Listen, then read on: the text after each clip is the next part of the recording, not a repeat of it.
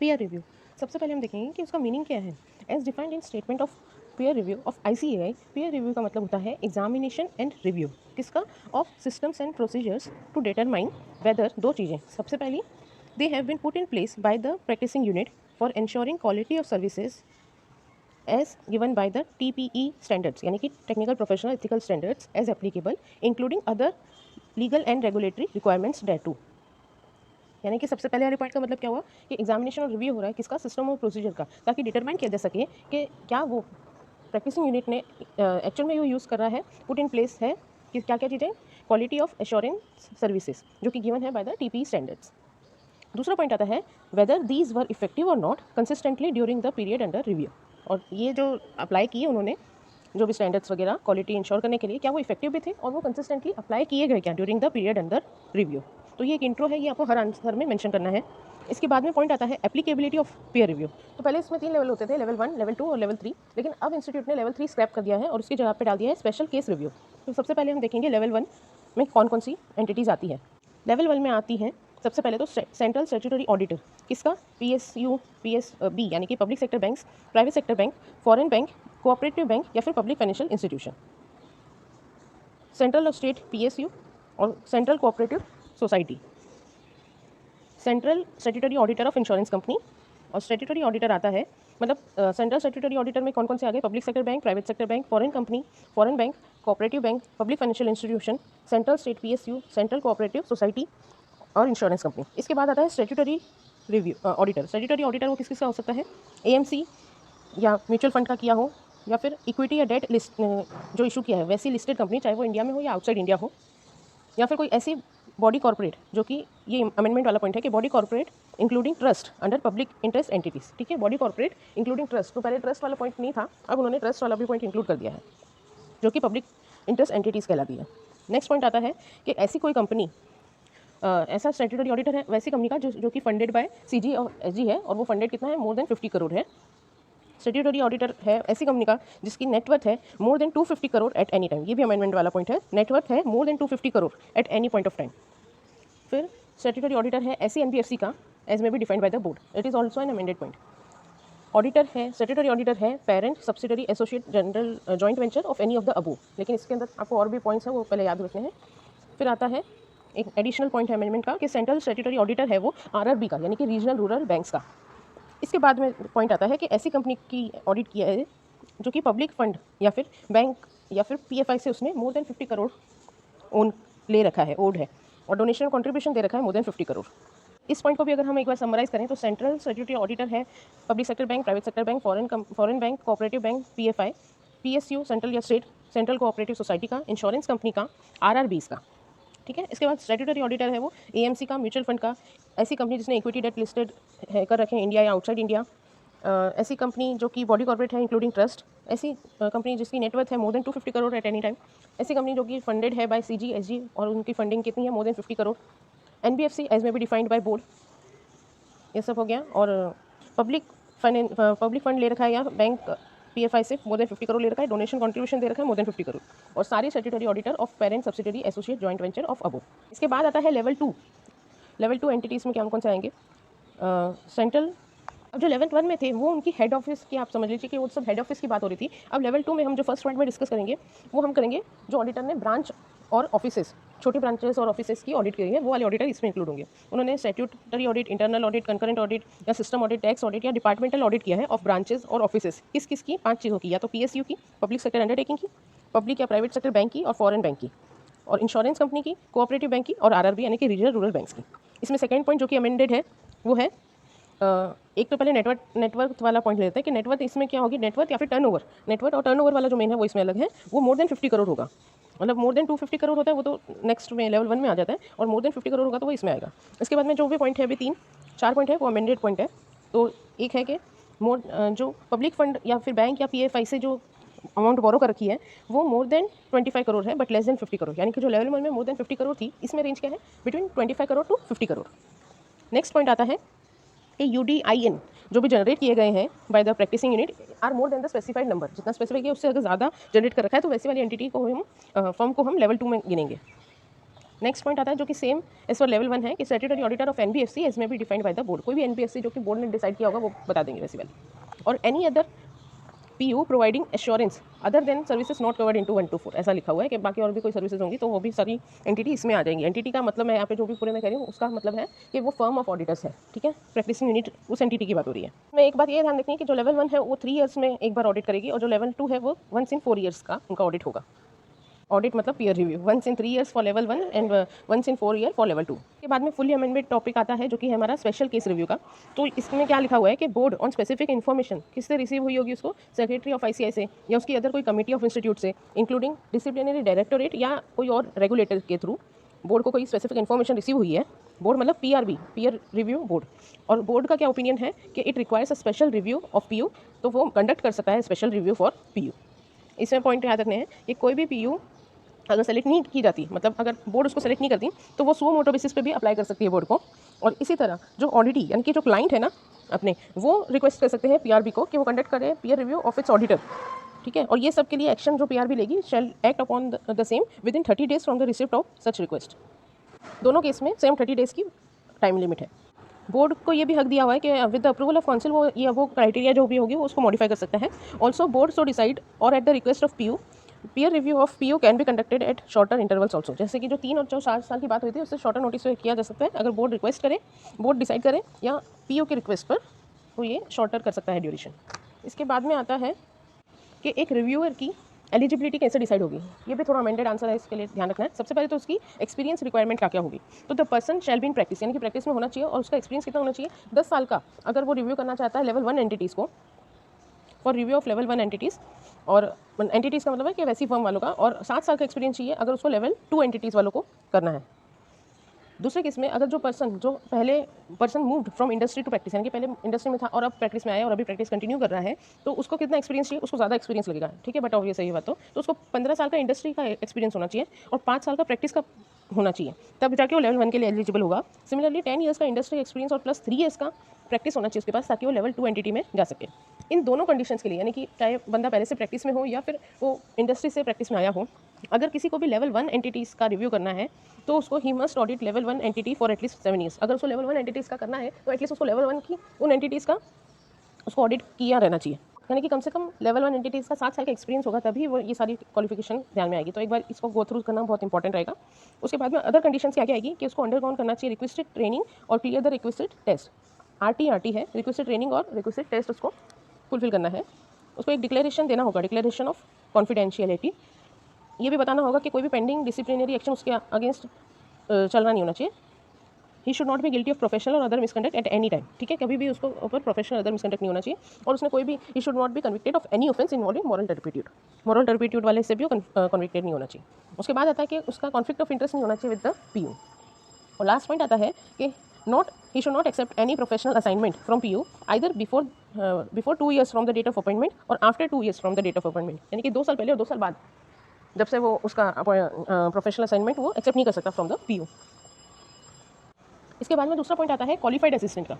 तो ये भी एक थोड़ा सा अमेंडेड है। इसमें ओनली 1 क्वालिफाइड असिस्टेंट अलाउड है, सिर्फ एक ही क्वालिफाइड असिस्टेंट हो सकता है। जो क्वालिफाइड असिस्टेंट है वो भी सीए होना चाहिए और वो एसोसिएटेड होना चाहिए with the peer reviewer as a partner या फिर पेड असिस्टेंट, या तो उसका वो पार्टनर होना चाहिए या वो उसका पेड असिस्टेंट होना चाहिए। वो भी डिस्क्वालीफाई नहीं होना चाहिए under section 8 of the CA act 1949। उसका नाम यानी कि क्वालिफाइड असिस्टेंट का नाम इंटीमेट करना चाहिए प्रैक्टिसिंग यूनिट को भी और पीआरबी को भी, पीआरबी यानी कि बोर्ड को भी बताना है। जो क्वालिफाइड असिस्टेंट होगा वो भी साइन करेगा डिक्लेरेशन ऑफ कॉन्फिडेंशियलिटी की, वो भी किसी और को ये सीक्रेसी मतलब मेंटेन करेगा और कोई इन्फॉर्मेशन डिस्क्लोज नहीं करेगा।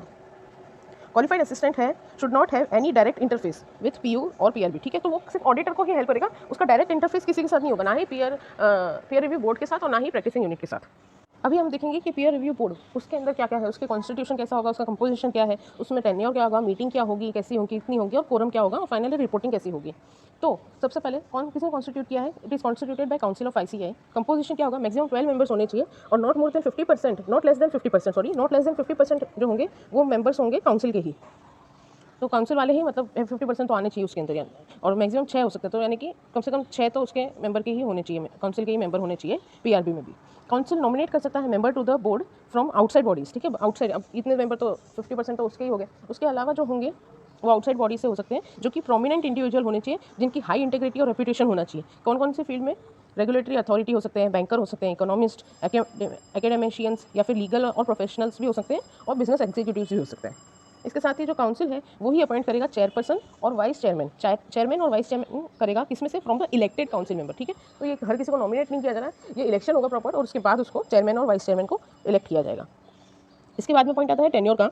तो टेन्योर में लिखना है कि the term of 2/3 of the member, जो टोटल मेंबर है उनमें से 2/3 मेंबर का क्या होगा? वो रिटायर होंगे या तो 3 साल या फिर end of the term which ever is earlier, ठीक है। तो 3 साल या फिर end of the term which ever is earlier, वो भी कितने? 2/3 ऑफ द मेंबर। जैसे रोटेशन कॉन्सेप्ट है, वैसे इनका टेन्योर है कि सबको मत रिटायर कर दो, 2/3 ऑफ द मेंबर होने चाहिए।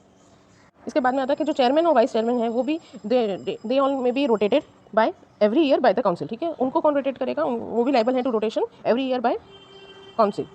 मीटिंग्स ऐसे होंगी, एटलीस्ट 1 मीटिंग करनी है हर 3 महीने में, at least 1 meeting to be held in every 3 months. फिर मीटिंग का कोरम क्या होगा?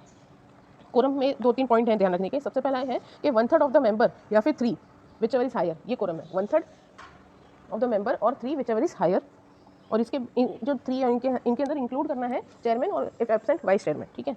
और नो कोरम प्रेजेंट, अगर कोई भी कोरम प्रेजेंट नहीं हुआ within half an hour of the meeting, तो मीटिंग एडजर्न हो जाएगी to a date, time and place, जो कि फिक्स करेगा या तो चेयरमैन, और अगर वो चेयरमैन एब्सेंट हो तो वाइस चेयरमैन। उसी तरह मेंबर ऑफ डिसिप्लिनरी कमेटी या फिर disciplinary board of ICI can not be member of PRB. तो पहले जैसे हमने लिखा था कि not less than 50% of the member वो काउंसिल के होंगे, लेकिन एक बात इसमें और ये याद रखनी है कि मेंबर ऑफ डिसिप्लिनरी कमेटी और डिसिप्लिनरी बोर्ड ऑफ आईसीआई वो पीआरबी के मेंबर नहीं हो सकते, क्योंकि वो लोग अल्टीमेटली वो लोग सजा भी देने वाले हैं, तो इस हिसाब से उन्होंने रख रखा है। लास्ट पॉइंट आता है पीयर रिव्यू बोर्ड के अंदर कि रिपोर्टिंग कैसे होगी? जो पीआरबी होगा वो सबमिट करेगी ये रिपोर्ट टू काउंसिल, ठीक है, क्योंकि उसी ने कॉन्स्टिट्यूट किया है, constituted by council of India of ICI. तो वो पीआरबी इज उसको वहाँ पे उनको सबमिट करनी होगी काउंसिल को prior to the date of every meeting of the council. Council की जब मीटिंग होगी उस मीटिंग के पहले पीआरबी को उसकी रिपोर्ट सबमिट करनी होगी। एक पॉइंट नोट करने वाली है कि आईसीआई ने पीयर रिव्यू कंपलसरी कर दिया है फॉर ऑल ऑडिटर्स। इसके बाद में पॉइंट आता है कि टेक्निकल, प्रोफेशनल और एथिकल स्टैंडर्ड्स में क्या क्या आता है। तो as per the statement of peer review technical, professional, ethical standard में आती है 6 चीज़ें। तो सबसे पहले हम देखते हैं, पहला तो है अकाउंटिंग स्टैंडर्ड, जो कि इशूड किए गए हैं आईसीआई के लिए for entities other than company, यानी कि ऐसे एस जो अदर देन कंपनीज के लिए इशू किए गए हैं अंडर द कंपनीज एक्ट। फिर सेकंड पॉइंट पे आता है accounting standard which are prescribed under section 133 of the companies act by CG, ठीक है, इशू किए हैं सीजी ने, रिकमेंडेशन किए हैं, recommendation of ICAI and in consultation with NFRA यानी कि National Financial Reporting Authority, and notified as accounting standard rules 2006 as amended from time to time. उसी तरह इंडियन अकाउंटिंग स्टैंडर्ड्स यानी कि इंडेस, जो कि अगेन इशूड है अंडर सेक्शन 133, सिर्फ इसमें ये भी सीजी ने इशू किए हैं on recommendation of ICAI and with consultation with NFRA, और इसका जो नोटिफाइड है वो किसके हुआ है? Through companies Indian accounting standard rules 2015। तो वो 2006 था, ये 2015 है।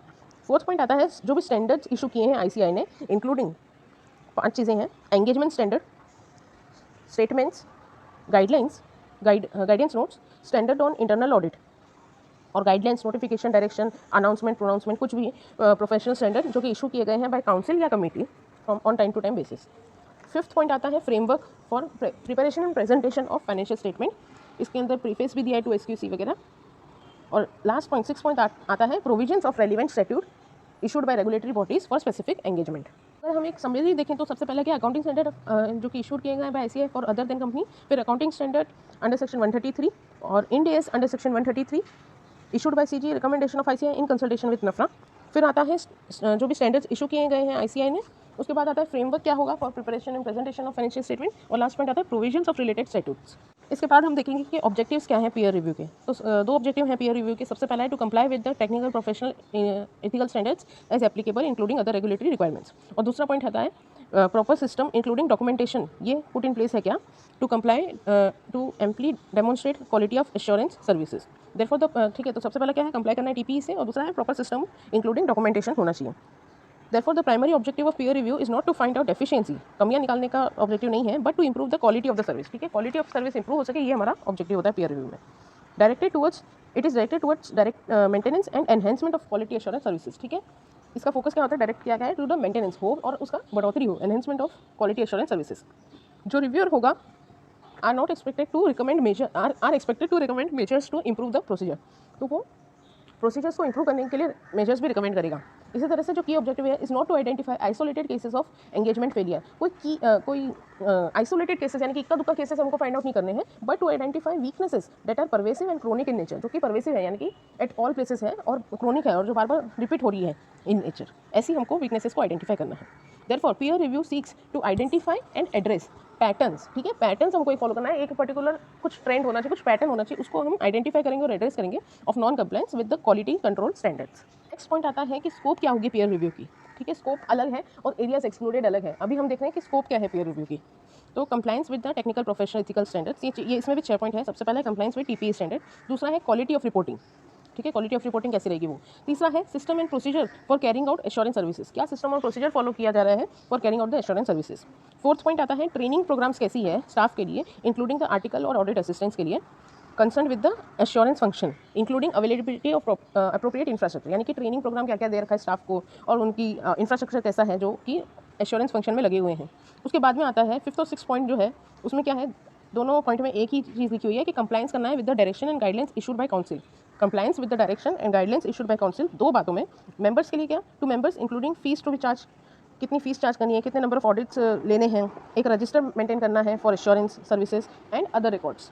इसी के साथ जो 6 पॉइंट है उसमें भी क्या बताना है हमको कि कंप्लायंस विद डायरेक्शन और guidelines issued by council with respect to article या फिर ऑडिट असिस्टेंस, जिसमें इंक्लूड होगा कि उसका अटेंडेंस रजिस्टर कैसा होगा, वर्क डायरीज क्या क्या होंगी, स्टाइपेंड पेमेंट क्या है और अदर रिकॉर्ड्स।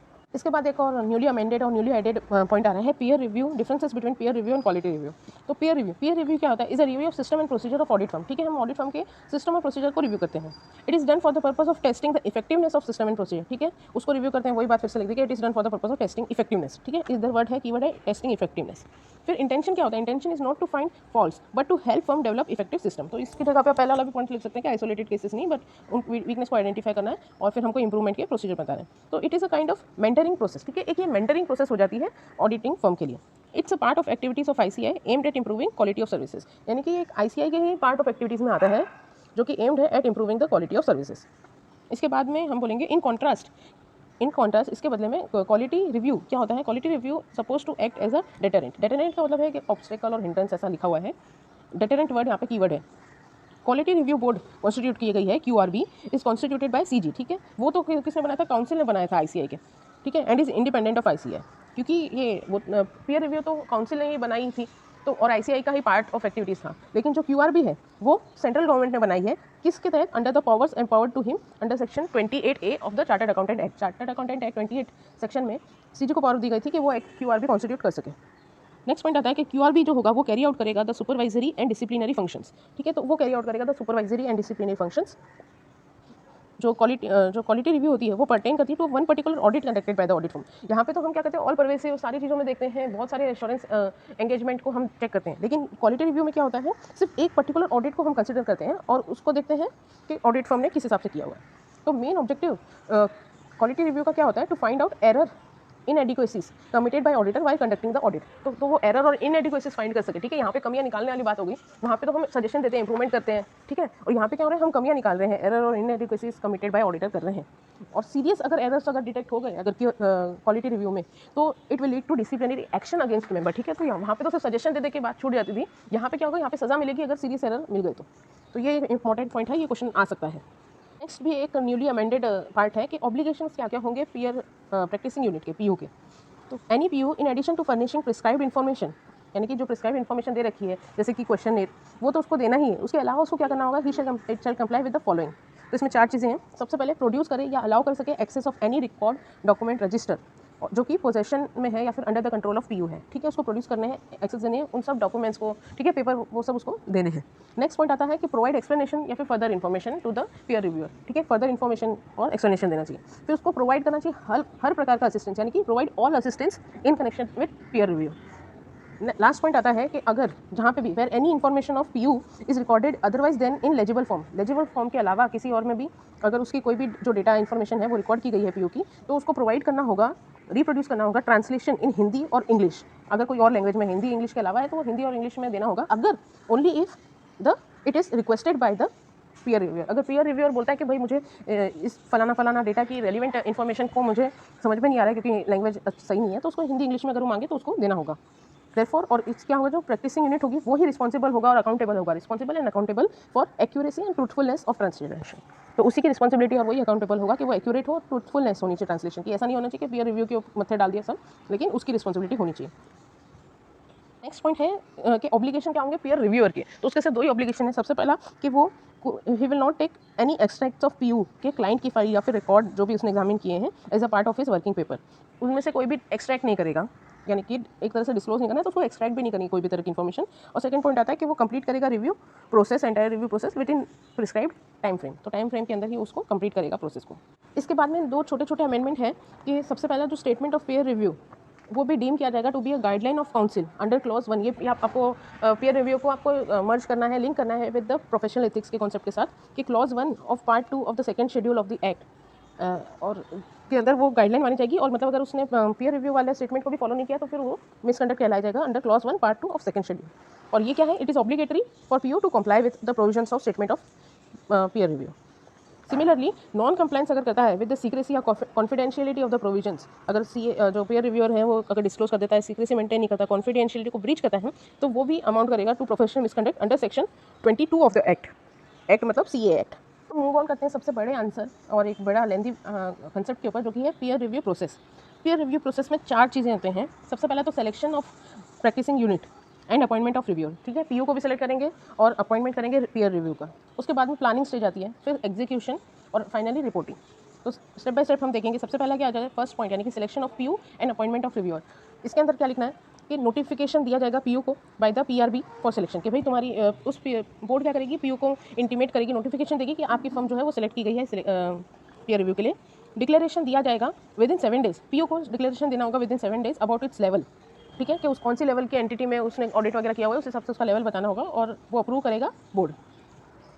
फिर क्या हो जाएगा, ये सब करने की जैसे name of the 3 reviewers recommend करेगा PRB टू पीयू, ठीक है, जब जैसे वो लेवल जाने का उस हिसाब से बोर्ड सेलेक्ट करेगा फ्रॉम अ पैनल, 3 लोगों का रिव्यूअर का होगा और वो रिकमेंड कर देगा पीयू को। फिर पीयू प्रैक्टिसिंग यूनिट सेलेक्ट करेगा 1, उसमें से एक रिव्यूअर, और इंटीमेट कर देगा PRB को विद इन 7 डेज।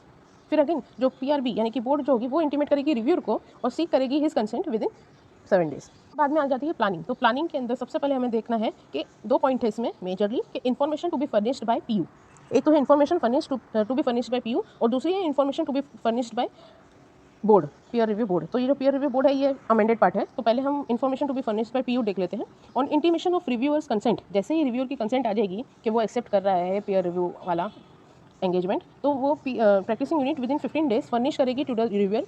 4 चीज़ें फर्निश करेगी। सबसे पहले तो ड्यूली फिल्ड क्वेश्चनर, तो क्वेश्चनर जो कि सेंड किया होगा बोर्ड ने, वो क्वेश्चनर वो 15 दिन के अंदर रिव्यूअर को सेंड करेगी। साथ ही साथ complete list of assurance engagement और प्लस फीस चार्ज और नेचर क्या था उन सर्विसेज का वो बताएगी। Complete list of assurance engagement including nature of services and fees charge. तीसरा बताएगी कि उसकी पॉलिसी और प्रोसीजर वो क्या अडॉप्ट कर रखी है जो फॉलो करती है। और चौथी पॉइंट बताएगी कि the details of proceedings against practising unit या फिर पार्टनर या फिर क्वालिफाइड असिस्टेंट, किसी के भी कोई अगर प्रोसीडिंग्स अगेंस्ट चल रही हो प्रैक्टिसिंग यूनिट के, पार्टनर के या क्वालिफाइड असिस्टेंट के, तो वो भी वो उसको बता देगी रिव्यूअर को। के बाद में जो पॉइंट आता है वो है information to be furnished by PRB, जो कि अमेंडेड पॉइंट है।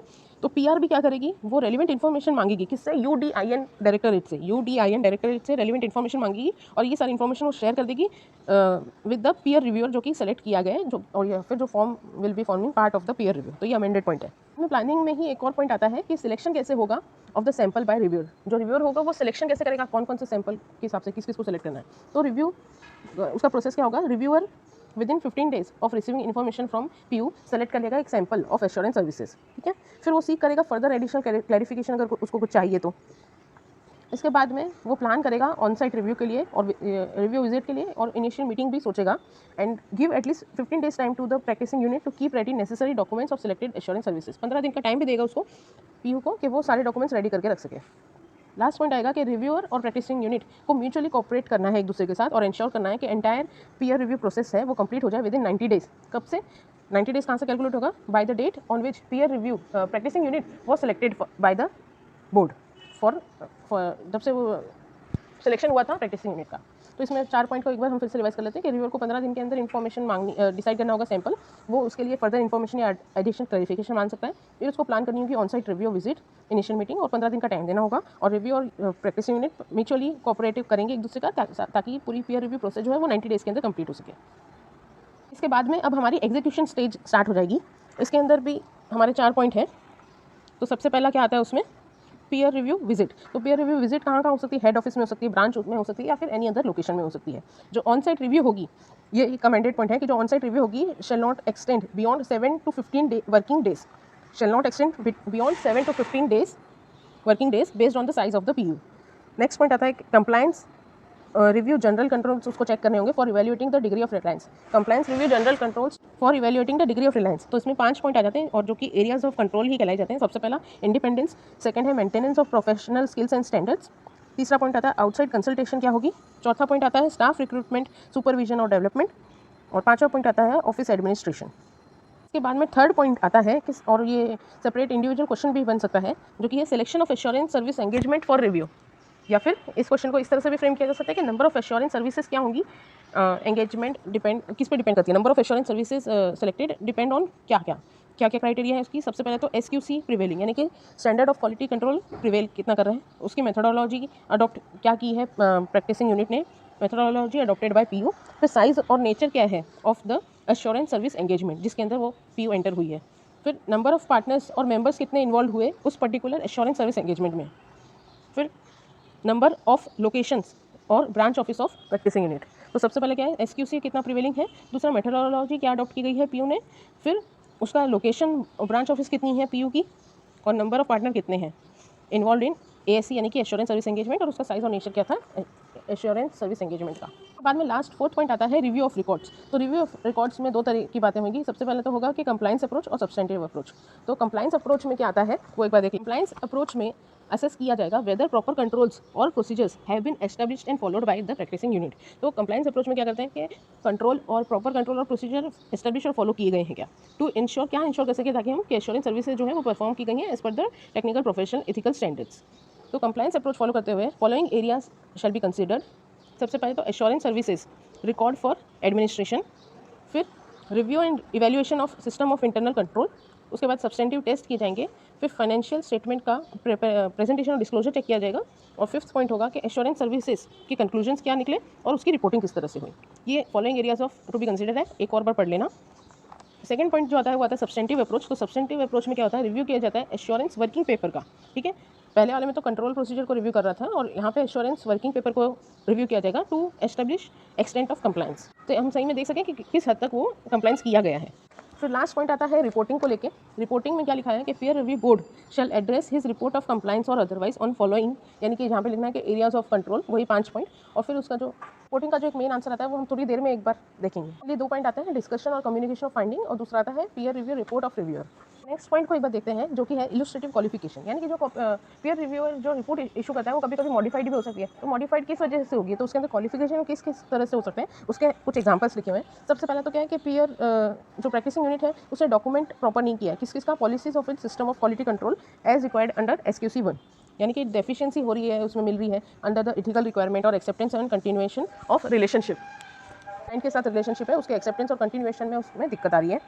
नेक्स्ट एग्जांपल है कि उसकी वो डॉक्यूमेंट नहीं कर रहा कि किस बेसिस पे सैंपल सिलेक्ट किए गए हैं फॉर TOD, यानी कि टेस्ट ऑफ डिटेल्स, या फिर ऑडिट प्रोसीजर किस हिसाब से अप्लाई किए हैं और उनका आउटकम क्या हुआ सेलेक्ट ऑफ सच टेस्टिंग। साथ ही साथ जो क्वेरी शीट रेज की गई है वो या तो रिजॉल्व नहीं हो गई है, डिस्पोज ऑफ हुई है, क्या हुई है वो भी मेंशन नहीं किया गया है। नेक्स्ट पॉइंट आता है कि जो प्रैक्टिसिंग यूनिट है उसने इवैल्यूएट नहीं किया है मैनेजमेंट या assessment of going concern assumption under SA 570। Next point आता है कि जो प्रैक्टिसिंग यूनिट है उसने इवैल्यूएट नहीं किया है मैनेजमेंट का, मतलब जो जिसकी एंटिटी जिसका उसने ऑडिट किया है उसका उसने गोइंग कंसर्न जो एजम्पशन है वो एज पर SA 570 उसने सही तरह से इवैल्यूएट नहीं किया है। और बाकी जो 2 पॉइंट है वो अमेंडेड पॉइंट है, उसमें क्या है एग्जाम्पल्स मतलब जो है वो अमेंडेड है। जो स्टाफ डिप्लॉय किया है वो लैक करता है इंडस्ट्री एक्सपर्टीज, उसमें उनमें इंडस्ट्री एक्सपर्टीज़ नहीं है और in general they are inexperienced. या फिर जो कंपनी है वो ऑडिटर की जो PU है वो एनकरेज नहीं करती प्रोफेशनल एजुकेशन, और जो वर्किंग पेपर्स जो प्रिपेयर करते हैं बाय आर्टिकल असिस्टेंट वो रिव्यू नहीं किए जा रहे बाय द सीनियर्स। और लास्ट पॉइंट आता है कि internal control system of entities जिसको ऑडिट किया गया है it is not in accordance with SA 315, और internal control over financial reporting framework के ऊपर भी SA 330 के हिसाब से PU ने काम नहीं किया है। इसके बाद एक और अमेंडेड पॉइंट आ रहा है जो कि न्यूली एडेड है, वो है पीयर रिव्यू सर्टिफिकेट के ऊपर। तो on receipt of peer review report, जैसे ही पीयर रिव्यू की रिपोर्ट रिव्यूअर देता है PRB को, बोर्ड को, तो वो विद इन 3 मंथ्स 2 काम कर मतलब आइदर ऑफ द 2 करेगा, इशू कर देगा peer review certificate to practising unit mentioning the next due date for peer review, या फिर वो करेगा, इन्फॉर्म करेगा प्रैक्टिसिंग यूनिट को कि जो पीआरसी है वो इशू नहीं किया जा सकता, अलॉन्ग विद रीजन देयरऑफ के पीआरसी यानी कि पीयर रिव्यू सर्टिफिकेट क्यों इशू नहीं किया जा सकता वो बताएगा, एज वेल एज इन्फॉर्म करेगा प्रैक्टिसिंग यूनिट को about the due date for conducting follow on review. ठीक है, या तो जब अगर पीयर रिव्यू सक्सेसफुल हो जाता है, क्वालिफिकेशन कुछ नहीं होती, तो फिर तो ड्यू डेट बता देगा अगली और पीआरसी इशू कर देगा। लेकिन अगर पीआरसी इशू नहीं कर रहा तो उसके रीजंस बताएगा और साथ ही साथ ये भी बताएगा कि फॉलो ऑन रिव्यू कब होना है। इसकी वैलिडिटी कैसी होगी, वैलिडिटी ऑफ पीआरसी यानी कि पीयर रिव्यू सर्टिफिकेट क्या होगी कि practising unit can not continue existing PRC whose validity has expired. जो भी पीआरसी सर्टिफिकेट की वैलिडिटी खत्म हो चुकी है उसको वो कंटिन्यू नहीं कर सकती है। All documents signed by practising unit during the intervening period. यहाँ पे इंटरवेनिंग पीरियड का मतलब क्या है, that is expiry of previous PRC and issuance of new PRC. इस बीच जो भी इंटरवेनिंग पीरियड में उसने डॉक्यूमेंट साइन किए होंगे वो इनवैलिड होंगे। Therefore, it is the responsibility of practicing unit to complete the peer review of the firm and submit all necessary documents at least 1 month before the date of expiry of the previous PRC। ठीक है, तो उसी की responsibility है कि वो peer review process complete कराए और सबमिट कर दे ऑल द नेसेसरी डॉक्यूमेंट्स कम से कम 1 महीना पहले, जब from the date of expiry of peer review certificate, previous peer review certificate. इसके बाद में एक और आंसर आता है कि peer review में कौन कौन सी एरियाज इंक्लूड नहीं होंगी। तो उसके लिए पहले आपको एक इंट्रो में ये डेफिनेशन लिखना ज़रूरी है कि एंगेजमेंट क्या होती है। तो एंगेजमेंट वो होती है इन विच अ प्रैक्टिशनर, जो भी प्रैक्टिशनर है वो एक्सप्रेस करता है अ कंक्लूजन जो कि डिज़ाइन होता है to enhance the degree of confidence. Practitioner express करता है उसका कंक्लूजन, उसकी वजह से क्या होता है, डिग्री ऑफ कॉन्फिडेंस एनहेंस हो जाता है किसका, इंटेंडेड यूजर्स का, other than the reporting responsible party about the outcome of evaluation या फिर measurement of subject matter against criteria, but does not include the following. तो जो एरियाज कवर नहीं होती है वो हैं 8। सबसे पहले उसमें आता है मैनेजमेंट कंसल्टेंसी एंगेजमेंट, यानी कि कोई भी प्रकार की आपने कंसल्टेंसी दे रखी है तो उसको वैसे भी एश्योरेंस में आया नहीं हो तो कवर नहीं होगा।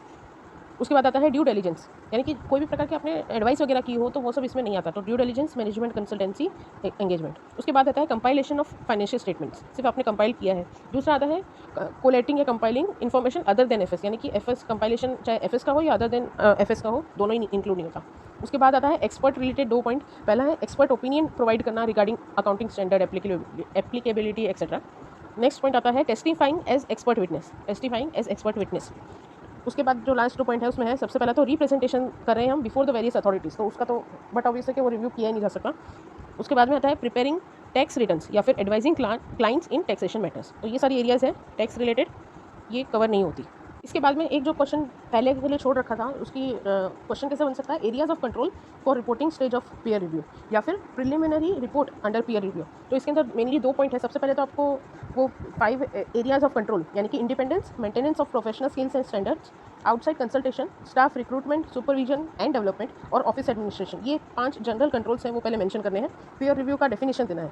उसके बाद में लिखने हैं मेजरली 2 पॉइंट्स। उसके अंदर सबसे पहला है डिस्कशन या फिर communication of finding.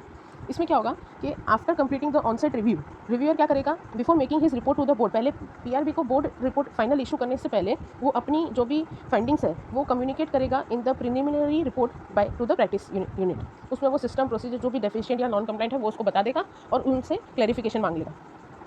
Practice unit को 15 दिन के अंदर उसको जवाब देना है, सबमिशन करना है या रिप्रेजेंटेशन करना है। उसके बाद में आता है peer review report of reviewer. अगर जो रिव्यूअर को जो प्रैक्टिसिंग यूनिट ने जवाब दिया अगर वो सेटिस्फाई हो गया उनसे, तो वो सबमिट कर देगा peer review report to board along with his initial finding. सबसे पहले इनिशियल फाइंडिंग, फिर रिस्पॉन्स क्या दिया और the manner in which the responses are dealt with, और ये कॉपी वो प्रैक्टिसिंग यूनिट को भी दे देगा। उसी के साथ अगर रिव्यू जो रिस्पॉन्स दिया प्रैक्टिस यूनिट ने उससे सेटिस्फैक्ट्री नहीं है तो वो अपनी मॉडिफाइड रिपोर्ट सबमिट कर देगा। उसमें रीजंस भी बताएगा कि उसने मॉडिफाइड रिपोर्ट क्यों इशू की है। साथ ही साथ जो पहले की 3 चीज़ें यानी कि रिपोर्ट के साथ जाएगी इनिशियल फाइंडिंग, रिस्पॉन्स और किस मैनर में उसको उन रिस्पॉन्सेस को डील किया है, वो सारी चीज़ें जाएगी। और सिमिलरली कॉपी जो है वो बोर्ड को भी जाएगी और प्रैक्टिस यूनिट को भी जाएगी। लास्ट में एक पॉइंट आता है कि in case of modified report तो बोर्ड ऑर्डर कर देगा follow on review after a period of 1 year. ठीक है, फॉलो ऑन रिव्यू हो जाएगा उसका फिर से, क्योंकि मॉडिफाइड रिपोर्ट थी। और ये जो 1 ईयर का पीरियड है वो रेड्यूस हो सकता है, लेकिन it can not be reduce less than 6 months.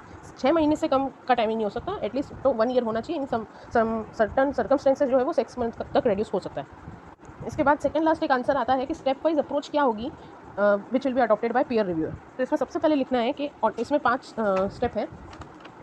तो सबसे पहले तो रिव्यूअर को अंडरस्टैंडिंग गेन करनी है ऑफ द एंगेजमेंट लेटर।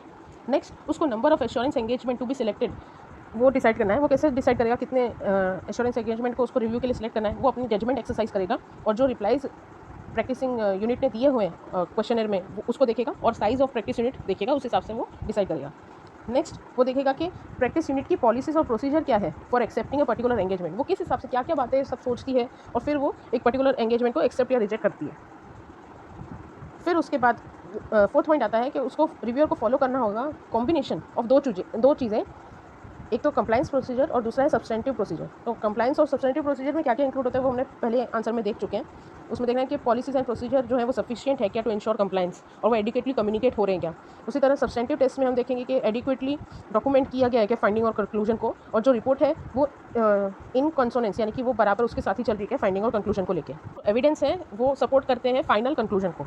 में लास्ट फिफ्थ पॉइंट आता है इसमें कि रिव्यूअर को इवेल्युएट करने हैं रिकॉर्ड्स बाय कंसिडरिंग फॉलोइंग। इसमें 3 सब पॉइंट आते हैं, उसको रिकॉर्ड्स इवेल्युएट करने हैं और 3 पॉइंट को ध्यान में रखते हुए करना है। सबसे पहला कि कोई भी सिग्निफिकेंट इशूज़ मैटर या प्रॉब्लम अगर आई है तो वो क्या अप्रोप्रिएटली कंसिडर रिजॉल्व और डॉक्यूमेंट की गई है।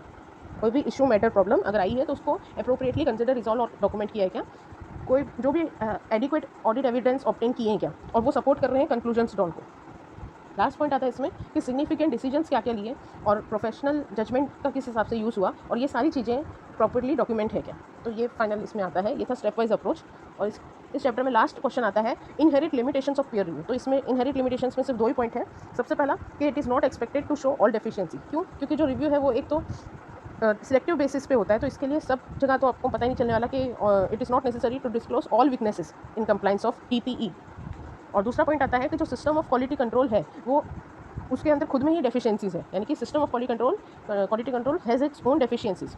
There are inherent limitations in the effectiveness of any system of quality control. कोई भी तरह का क्वालिटी कंट्रोल का सिस्टम होता है उसके इफेक्टिवनेस में इनहेरिट लिमिटेशंस होती ही होती हैं, जिसकी वजह से सिस्टम में कुछ ना कुछ बातें छूट सकती है या कुछ ना कुछ बातें डिटेक्ट नहीं हो, इस बात का चांसेस रहता है। तो this is an end to the chapter peer review.